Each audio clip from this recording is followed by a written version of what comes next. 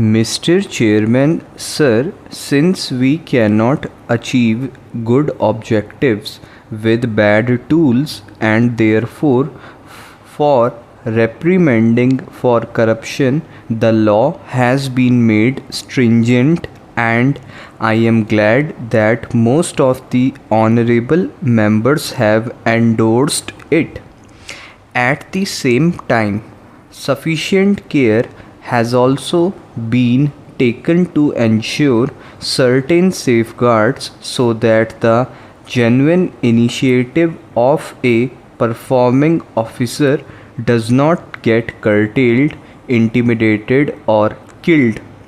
Therefore, before I go to the specifics of it, living up to this commitment of this government and this objective, we have tried to bring in certain provisions, broadly speaking, timely permission, timely prosecution within a certain span, so that the officer also does not have to go on for a prolonged ordeal, as has been a common refrain in the society, that the cases are registered and the officer gets superannuated and sometimes even passes away, and then the purpose which was envisaged is not served. At the same time, there has to be no compromise as far as the issue of bribery is concerned. Therefore, we have, as was introduced by the earlier government itself, the concept of effective action against the active briber or bribe giving, and therefore, while following this objective of ensuring stringent measures against corruption, simultaneously a balance has sought to be taken to ensure a work-friendly environment for an officer or a government servant, where he can perform to the best of his ability and potential. As I was saying a few moments ago, this process will carry on till we evolve to that level. Had it not been so, Mr. Chairman, sir, even after the Prevention of Corruption Act, which was brought in 1988 by the other government in all its wisdom, there was still a thought that there was a need to have CAT, the Central Administrative Tribunal, which came in 1985 because the cases were plenty and the disposal was sought to be made more convenient.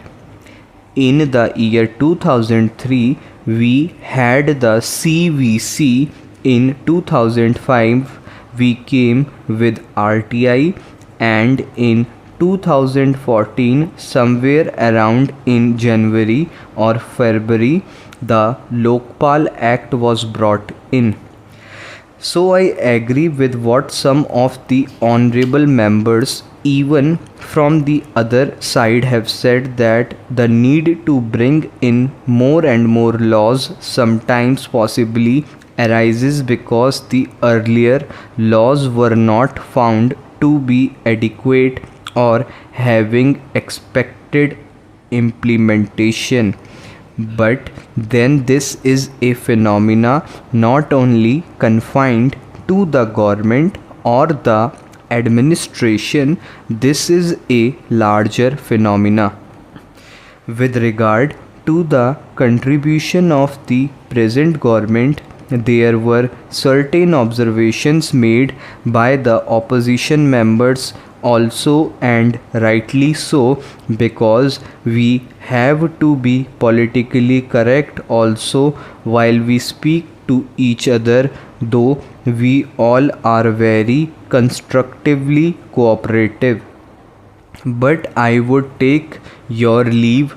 to just say that, to my mind, as far as corruption or the crusade against corruption is concerned, one contribution of this government is that this government has succeeded in restoring the faith of the people in the credibility of its rulers. If that was not so, the government would not have had the courage as well as the conviction to bring in difficult decisions like demonetization or GST, which usually do not fit into the electoral wisdom and are not compatible.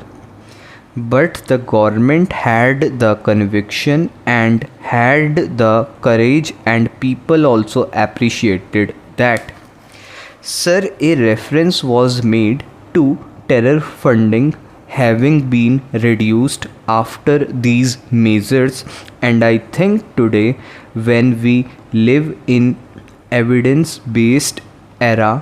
where everything is spoken in terms of figures and statistics, there can be no better and latest figure than the 44% increase in the advance income tax deposits by the individual taxpayers recorded in the first quarter of this year, which is apparently one of the consequences and positive outcomes of these measures.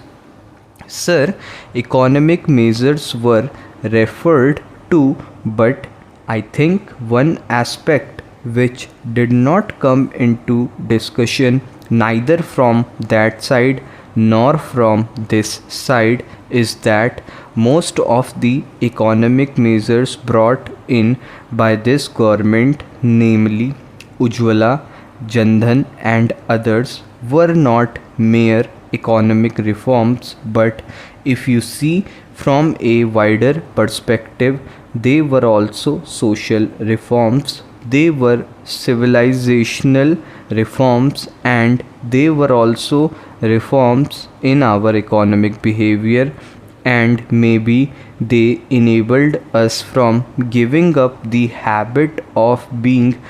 tax evaders to becoming taxpayers, and possibly that has increased. I am not trying to find fault with this government or that government, but these things are part of continuous process and cumulative outcome, but this government has substantially succeeded in contributing to this.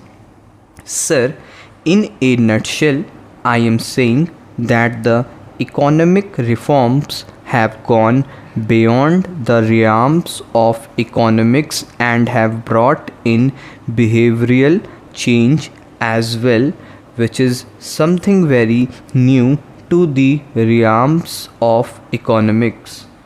So I think in our endeavor to move collectively in that direction, you would agree with me that we are seeking to become as much incorruptible as possible by trying to seek even a change in our economic behavior,